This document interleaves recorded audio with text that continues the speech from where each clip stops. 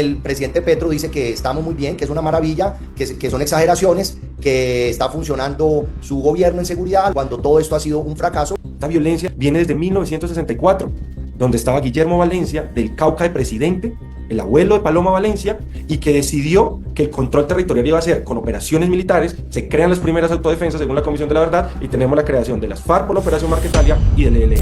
El país tiene hoy, dicho por la Defensoría del Pueblo, entre otras entidades internacionales, problemas para garantizar la democracia, la votación en una cantidad muy grande de municipios, donde se habla de que ya en el 70% de los municipios de Colombia hay presencia de grupos armados. O sea, hay de todo. Y el presidente Petro dice que estamos muy bien, que es una maravilla, que son exageraciones. Estos grupos han hecho unas afectaciones que son terroristas, que infunden miedo y que siempre han operado así cerca de las elecciones. Hay, por supuesto, un dolor inmenso en el Cauca y en quienes somos sus vecinos en el Valle del Cauca, porque el ataque en Cajibío es doloroso y hay una intención de hacer un daño profundo. Querer endilgarle a este gobierno del presidente que la violencia se genera ahora y que ahora es peor que antes. Y él dice, digamos, los datos y la media nacional de homicidios, en Santos era 25 homicidios por cada 100.000 habitantes, con Duque era 25,6, y él dice, ahora en el primer mes del 2026 son 25,7.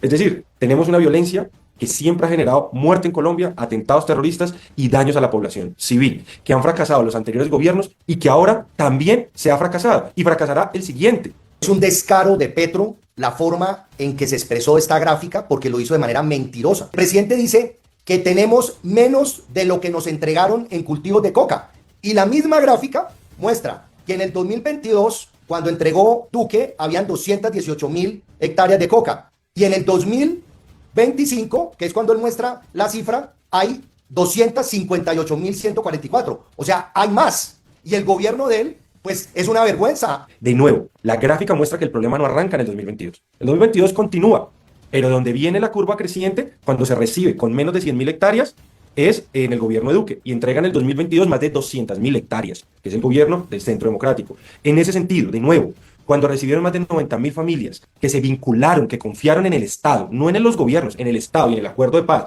para sustituir los cultivos, ese programa ni se amplió ni se ejecutó bien. Y esto lo digo con conocimiento de causa. He estado en muchos lugares, desde el Putumayo hasta el Catatumbo y en el mismo Cauca, familias que se quedaron sin la sustitución, las promesas de ayudas técnicas, de ayudas agropecuarias y de asistencia económica para poder que los cultivos legales lícitos, que ahora iban a ser parte de su economía familiar, pues pudieran darles una forma de vida. Eso no pasó porque la promesa que se le hizo a este país en el gobierno de Iván Duque era hacer trizas el acuerdo de paz. Es decir, Colombia sí puede hacer una transición, pero el Estado tiene que cumplir. Para acabar el narcoterrorismo en Colombia, tenemos que irnos a la causa del problema, y es los cultivos de coca, que esa cocaína que exportan estos narcos, pues es la que le permite tener el dinero para aumentar el número de hombres. Todo ese poder económico son también más armas, ya están con capacidad de bombardearnos. Si nosotros insistimos en la criminalización y en la ilegalidad, ese negocio sigue siendo muy rentable, pero además es el que termina financiando el poderío militar de Iván Mordisco, del mal llamado Estado Mayor Central,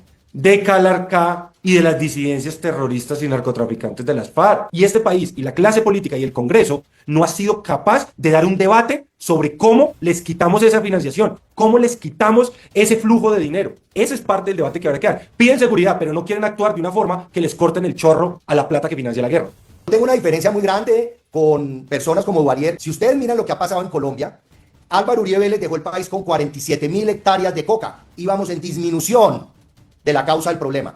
Los acuerdos de La Habana los usaron para empezar de nuevo a crecer los cultivos de coca. Álvaro Uribe Vélez es resultado electoral de una propuesta de confrontar la guerrilla. Es decir, sin las FARC no existiría Álvaro Uribe Vélez.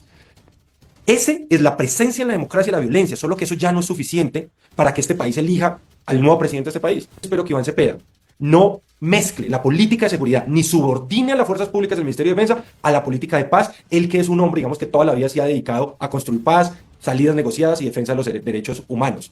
Este país necesita que el ejército tenga de verdad plena capacidad para operativos, porque hasta que no se negocie, estamos enfrentando a un enemigo poderoso como son los terroristas y disidentes en este país. Dos, una política productiva.